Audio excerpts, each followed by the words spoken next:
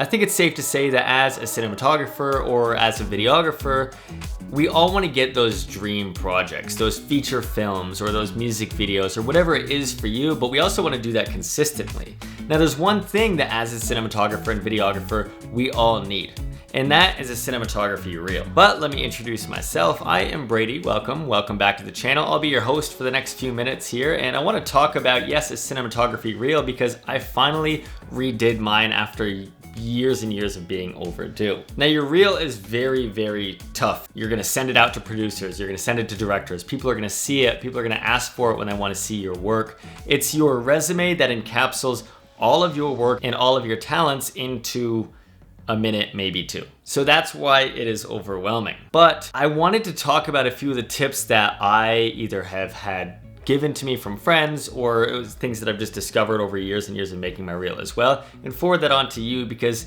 a reel is very tough to tackle and I want to try to ease that for you. So like I said, when your reel is finished, you're going to be sending it to production companies, producers, directors, and a lot of people that are going to probably be seeing a lot of cinematography reels. Yours sadly isn't going to be the only one that they're watching, so you want to keep that in mind when cutting it up. You want to keep it short and concise. I like to say for myself, within 90 seconds is the entire length it should be. You shouldn't be having a 2, 3, 4 minute long reel. Nobody's gonna sit around and watch that. Chances are the people who are gonna be paying you, hiring you to do this work, they're gonna be busy. They're not gonna have 5 minutes to spare for each reel.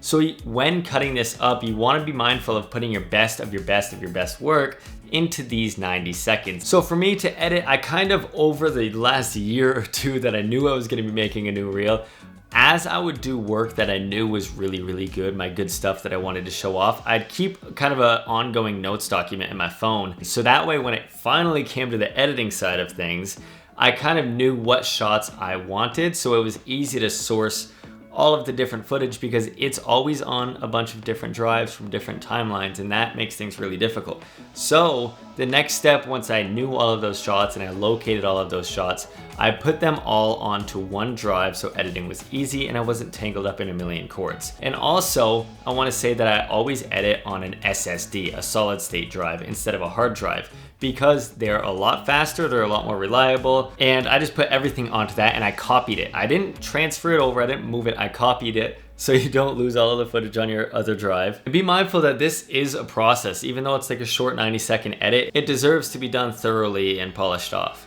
So what I did first is just kind of threw together a scratch draft. That's all. I was just like, I'm gonna accumulate a bunch of clips so I have no expectations, and I started to assemble, we'll call it a first draft of all of my work in no order. And then that's where things get a little bit difficult. That's when you gotta put your editing hat on and shave all of that away. And something that helped me, I think Brandon Washington, if you know him, told me, he was like, if you even question it for a second, even if you're like hesitant, like should it be in there, should it be not, probably means it shouldn't be in there and you should just delete it.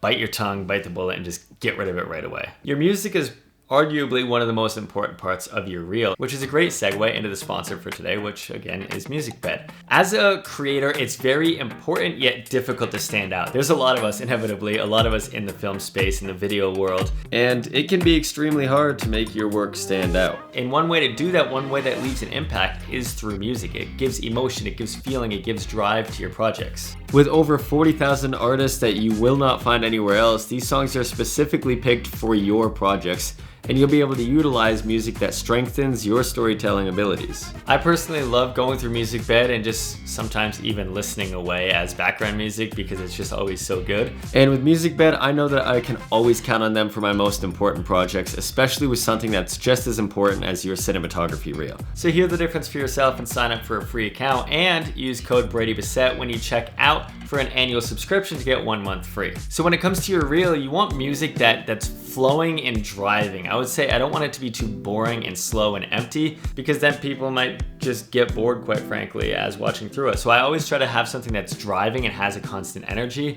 but gonna be pretty mainstream in a sense of like not any crazy rock music or, you know, not everybody likes country music. I like country music, but not everybody does. So I avoid something like that. So I want to keep it pretty mainstream and enjoyable for all viewers essentially. And then another thing, if you're using something lyrical, I try to keep the profanity or any like really weird things that they're saying to the side. I guess you just wouldn't want it to feel kind of unprofessional or obnoxious. The main goal is just using music to keep the viewer around a little bit longer. If it's a cool song and they like it, maybe they'll stick around and see some work that they wouldn't have if they clicked out of it. Or it could even just be catchy and leave it in the back of their head, and then they're like, wow, what was that reel that had the really, really good song? And then they'll keep watching it and sending it to friends, and then you'll go viral because it's a good song from MusicBed. And then another editing tip that I like to say is just don't try to have like a build up and save your work for the end. Just dive straight in. I like to say have like a strong start and a strong finish. So people dive into my work and they're like, oh, this guy's good. And then the ending ends like with a bang, like, oh, I remember that shot. And then also you want to show the work that you want to be doing, not necessarily the work that you've done. So let's break this down into an example. Say we're just starting out and say I'm just doing weddings. That's all I've got, the work coming into me right now, but I know I've got my eyes set on making movies, a DP in Hollywood. I'm probably not going to create my reel geared around weddings. I'm probably gonna do something more narrative in that narrative space. So one option for that is to do like spec work, spec ads, kind of self-funded things or self-funded short films. So that way you can kind of accumulate some of the work that you want to be bringing in. So that way when people doing those projects come to you, you have work to show for it. And then another thing that I like to recommend is you want it to look diverse. You want it to look like you're doing different types and styles of work, of course, all within your style.